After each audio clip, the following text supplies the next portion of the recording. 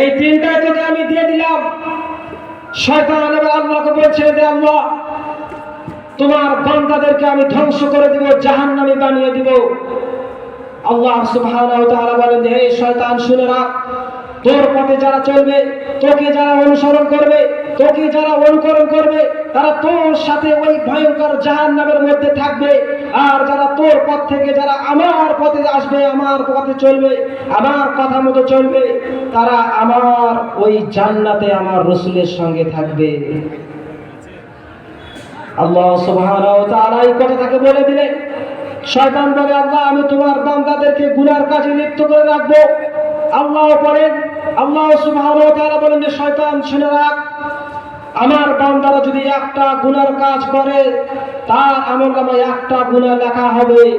আর আমার বান্দারা যদি কোনো নেকির কাজ করার জন্য যদি কোনো নিয়ত করে, তো আমি আল্লাহ তাদেরকে আমি নিয়ত করার কারণে আমি তাদের আমলনামায় একটা নেকি লিখে দিব। সুবহানাল্লাহ।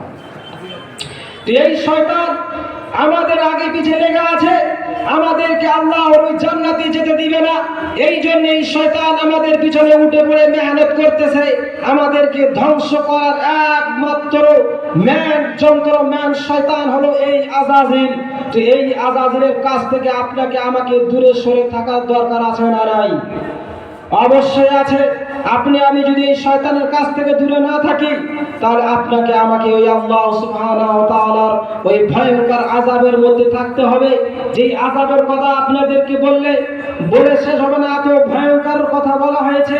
তো সেই ভয়ঙ্কর আযাব আল্লাহ সুবহানাহু ওয়া তাআলা তার নাফরমান বান্দা বান্দীদের জন্য রেখেছে।